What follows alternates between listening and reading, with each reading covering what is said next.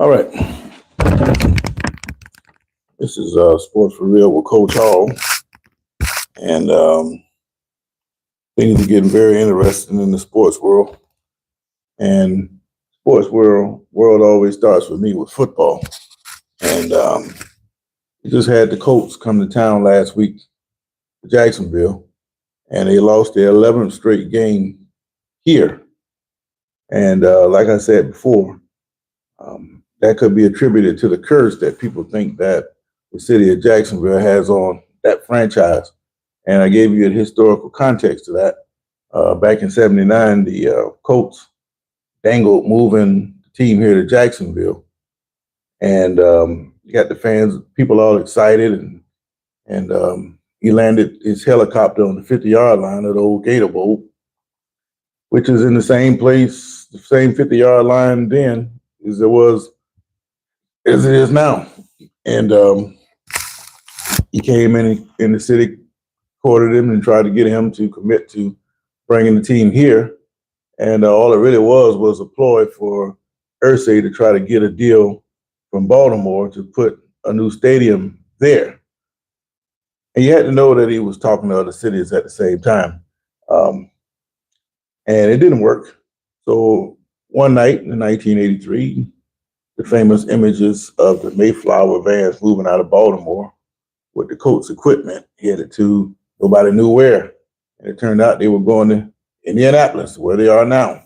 And they've actually been in Indianapolis now longer than they ever were in Baltimore. So they come here. Not only do they lose for the 11th straight time, they also lost their quarterback. Daniel Jones is greatly responsible for the team's success this year. Somewhere along the line, he broke his fibula. And I don't know how the hell he was playing on a broken fibula, but he was, which leads me to believe that it's not a clean break, something they can shoot you up for, and some kind of way tied together where you can play. It's not unusual. It's happened before. Jack Youngblood did that in 1979. Also, 1979 that we referred to with the Colts trying to act like they're coming to Jacksonville. He played in the Super Bowl with that. And his leg was really broke. And they tied that together some kind of way to allow him to play. And I wonder what kind of repercussions he's having from that now. But he actually played on a broke leg then. And when Jones went out, part of the problem with that broken leg, you got weakened other parts of your leg that comes with these. And that causes Achilles to pop. So he's done. And now the Colts, they're left with Riley Leonard, the guy that led Notre Dame to the championship game last year. And they have Brett Ripien behind him. He used to play, I think he was at Boise State. And now you have Philip Rivers coming out of retirement, and they have signed him to the practice squad. Now, Rivers, he's what, 40-something years old now? 44 maybe? Played 17 years in the league. He's got over 63,000 passing yards. And mentally, he's very capable of absorbing this offense and running it enough that this team can go out and make some noise. All they need to do is run the football, play action pass, the same kind of stuff that Daniel Jones was doing. And Rivers can do that. I'm sure his arm is still lively enough to make the throws. He's past the physical. He's on the practice squad now. So it's just going to be a matter of time before you see Rivers hitting the field. And although this guy hadn't played in a few years and he's over 44, let's look at the quarterback over 40 that's playing right now. You got Joe Flacco stepped in for Joe Burrow, played well when he was in Cleveland. Then you have Aaron Rodgers. He's a little up and down a little bit, but as shown against Baltimore the other day, the man can still play when he gets ready to play. So Rivers coming out of retirement, he's going to be fresh. This is actually not a bad move for the Colts, in my opinion, because they're going to run the football. They're going to play action behind it, and he's not going to be asked to go out and do what he did when he was with the Chargers. So the Colts have gone from dead to me to having a legitimate spot to continue on to make the playoffs. Now, they're in third place now. They're only one game out of first by losing to Jacksonville the other day. So they got 5 losses with Jaguars at 4. They have 5 losses that also ties them with Houston, but they lost to Houston the week before they went to Jacksonville. So I don't know if they play them again, but I do know they play the Jaguars again. So if they can defeat the Jags, and if they have a chance to get back at Houston, hell, the Colts can still win the damn division. So they're not dead yet. So let's see what's going on with the comments here. I hear a lot of people saying things. There goes Brian, says go Broncos. Well, you're going to get the Jaguars in a couple of weeks. We're going to see how that's going to go.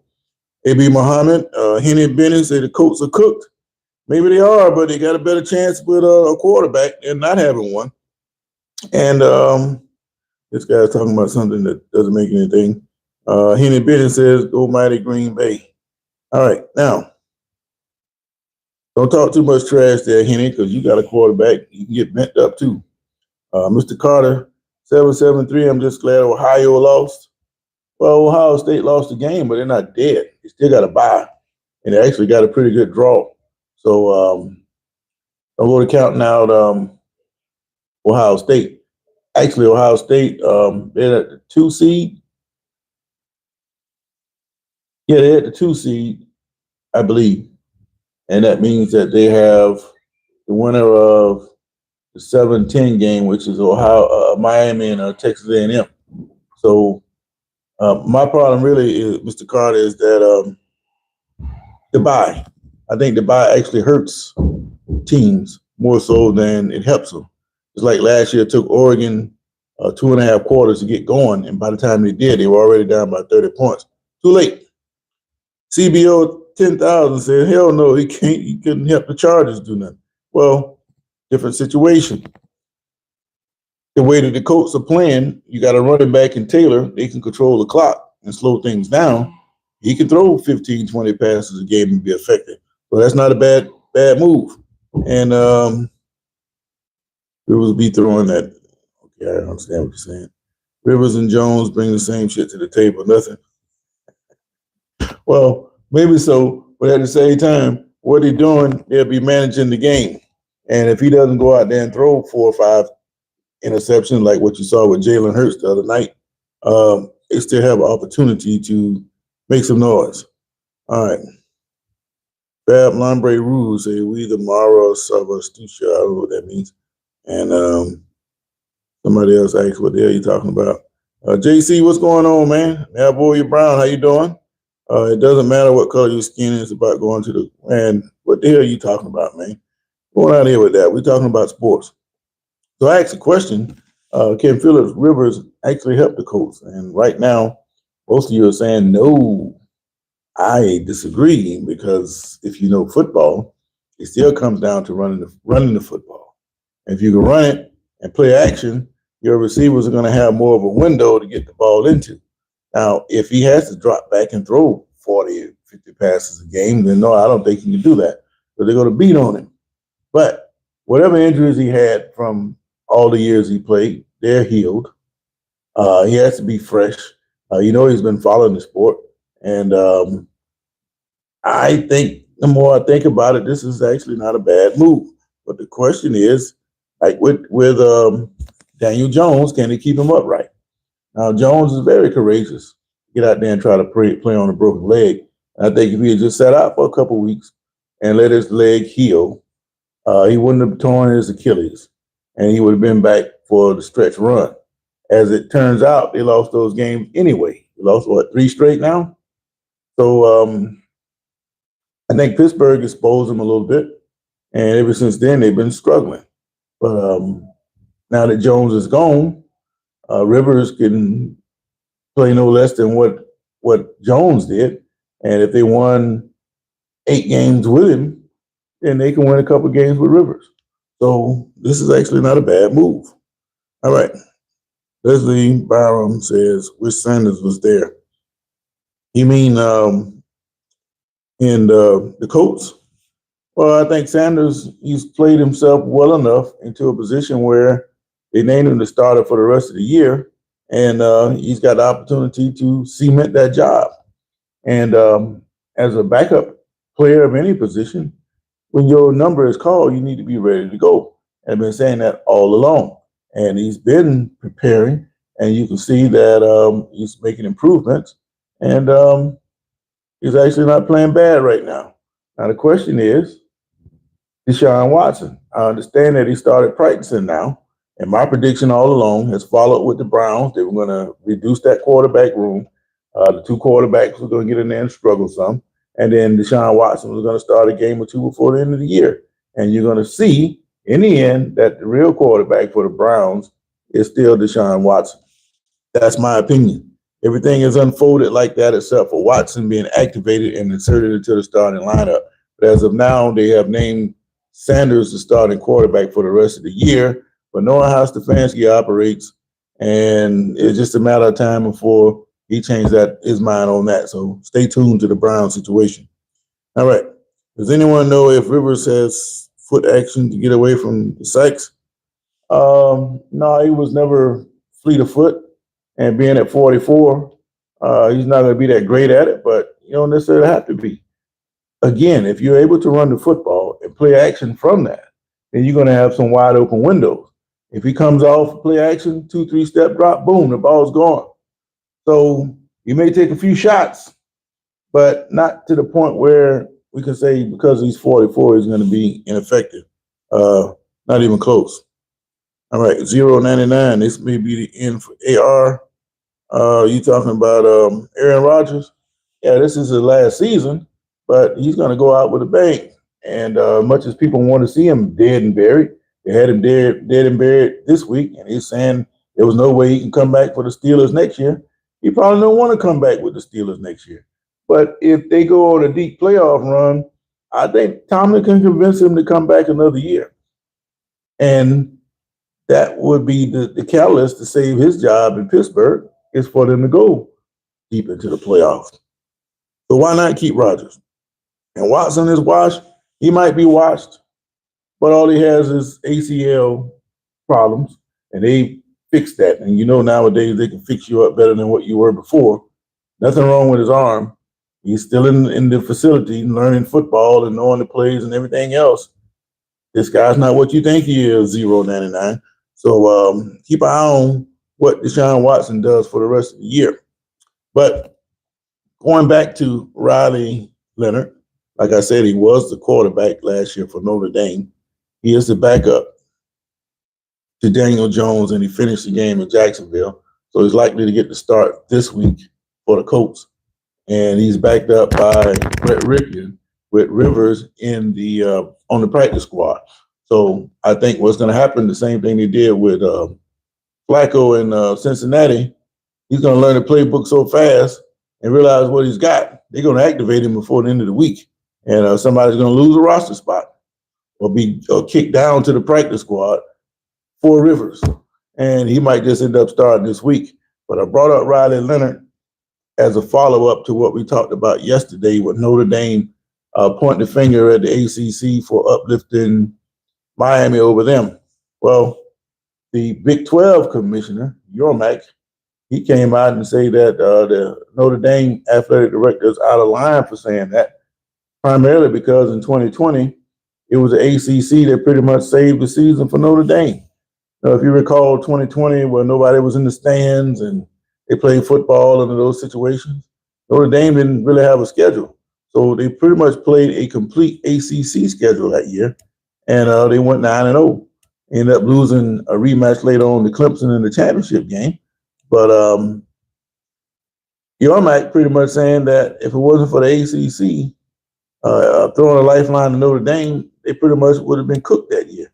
And for him to come back now to thank the ACC by pointing the finger at him, he pretty much calling the man out of line. It's an egregious mistake for him to do that because he forgot about what happened a few years ago. Well, I can agree with some of that, but at the same time, Notre Dame to me is pimping the ACC because it's all advantageous to them. You know, all the really big money, the football, they keep all of that. They got the big contract with NBC, and they don't have to share that with anybody. And then you get an opportunity to play 4 or 5 hand-picked games every year out of the ACC. And if you're able to win that and put together a 9-10 win season, and here we are talking about Notre Dame being in the college playoff. primarily because most of the time they get the benefit of the doubt. And if they don't get the benefit of the doubt, here they are crying. And Yormac called him out on that. And I kind of agree with Yormac, but I think to a certain extent, the ACC did kind of cross Notre Dame. They should have been promoting both teams. But all the AD, all the Phillips said for the ACC was that Miami beat them head to head. And I guess he didn't like that too much. But I did hear Bavacqua say that he's not upset with Miami. He's upset with the way that the ACC handled things. And I think the biggest problem he has with the ACC, despite what they're saying about the ACC champion Miami over them, is the tiebreaker process. They need to change that because there's no way a team like Duke with 5 losses should have been in the championship game when you're tied with 3 other teams with a 6-2 record, and one of those teams only has 2 losses. I think Georgia Tech had 3 losses. So when you factor Virginia in there, I think Virginia should have been there, and either Miami or Georgia Tech, and Miami had the better record. So it should have been Miami and Virginia playing in the championship instead of Duke. And then, of course, it always happens that the team that's not supposed to be there end up winning the damn championship and throw everything else off. So that, as much as anything, allowing the second group of 5 team to have a chance to get in the playoffs is what kicked Notre Dame out. And they're upset about that. Plus the bias with the SEC. So it's just a domino effect all the way around that didn't work out in Notre Dame's favor this time, but 99% of the time it works out in their favor. So they really don't have anything to cry about. And that's what this Big 12 commissioner is telling this guy, man, sit down somewhere. You're crying. And what they should do is go play in the bowl game. But they're not going to play in the bowl game because they felt like they should have been in the playoffs. So they're going to pout and we're not going to play anywhere. But that also points the finger at the future of bowl games. If they're going to do it, who else is going to start opting out of these games because they don't think they should be there? They think they're above that. I think bowl games are going out the window, man, especially these lower tier bowl games. So that's another thing we need to keep an eye out for. Gino K4R says, I don't know anything about that, man. But why don't you pray for them? I'm going to leave that one alone. Why don't you pray for them? We just did it. All right. JC says, does anyone know if Rivers still? Okay, we already talked about that. And this guy Gino is tripping. And asked the question again, can the Rivers help the Colts? I think so, but most of you saying no. And it remains to be seen. But I think we'll find out real quick. If they activate him this week, he's going to play. And you're going to see right away if Rivers can still help this team. I think he can. I don't see why not. Football is not like it used to be when you had to take those vicious shots as a quarterback. Receivers run across the middle without fear of big hits. So quarterback, he can stand back there. You can't hit him high. You can't hit him low. Hell, you can't even fall on it. Well, what can you do to a quarterback? So you can be 50 years old and play. So this is just the beginning of this stuff, man. So right now you got 3 quarterbacks over 40. The one guy that played up to 40, the first guy that did it was George Blanda. He played up to, he was 46. And he played other positions too. So he was more of a regular football player. And if he can do it back then, it can be done now. So I wouldn't count Rivers out of this situation at all, man. So we'll see how that goes. But anyway, I just want to come in and follow up about Notre Dame a little bit and let you know that the other commissioners are pointing the finger at AD Notre Dame's AD Bavacqua for calling out the ACC for not coming to their defense when it came to the playoffs. And that ties in directly with Riley Leonard being the starter for the Colts and Philip Rivers situation. I think Rivers is always a good passer of the ball. And if he has time to throw like any quarterback, he's going to kill you. And it plays perfectly in the way that the Colts like to run the football with Jonathan Taylor. If he's able to continue to run the football and move the chains with some timely passes, which he'll be able to do, then that brings the Colts right back into the conversation for the division. They get another shot at Jacksonville. Jacksonville won't have that same target to go after like they came after Jones with. even though Jones went down with a non-contact injury, you had to know that he's not going to be a much of a running threat if you already have a broken leg, and then you're going to be favoring that. And you don't have that when you have a younger quarterback like a Riley Leonard, who has a full week of practice as a starter, and a backup veteran with the veteran savvy of a Philip Rivers. Um, Colts got a lot more to say in this thing than people think. So don't give up on them just yet. So we'll see. But anyway, I got to get up out of here, man. JC says you think the Cleveland coach will get fired at the end of the season. He did a bonehead play called pulling Sanders out of the 2-point play. Yeah, I think that the owner had already said a couple weeks ago that he's probably going to clean house. And they need to see what Sanders and Gabriel and anybody else that they're considering to play before they decide to do what they're going to do. But I think Stefanski, he's just in a bad situation, just like Brian Daboll, and it'll probably be to his best advantage to go. But as far as pulling Sanders out, they probably had some special play they was running. I haven't seen the play. I just know about him being pulled out. So it's not necessarily a bad thing, but at least you want to have your quarterback on the field to make you think you're going to do something. But if you're running a trick play and you put a quarterback out there, all he is really is just a decoy. So if you put an athletic player in there that could actually help the play, it's not necessarily a bad thing. So really, it's all about what the Browns were trying to do. But the obvious reaction is, why are you taking your quarterback in this situation? Well, I'm sure they practiced whatever play they ran all week during practice, and Sanders knew he was going to be pulled out of the game. So I don't think there's really nothing to get up in arms about if a team's been practicing a certain play. But if you keep Sanders in there, then you're going to run a different play from the trick play that you've been working on. So I think people are making more out of it than what they really are or what's really taking place. All right. No, Anthony Richardson says 0.99. You know what? That's a good question. What happened to Anthony Richardson? Is he like the third string quarterback? I wonder what happened to him. I hadn't heard nothing about him being cut. So, Zero, I got to look into that, man. That's a very interesting point. I forgot all about him. He disappeared for so long. But one other interesting note, Daniel Jones was on a 1-year contract. He didn't have a long-term deal. So his future is now cloudy again. But I think the Colts are going to bring him back by the way they played this year. And the question is, what will they do, or what did they do with Anthony Richardson? Did they put him on IR? So I got to go do my homework on that. So I appreciate the question, Zero. But anyway, I got to get up out of here, man. The horn went off. That means I got to go to work, man. And we're going to have another great day.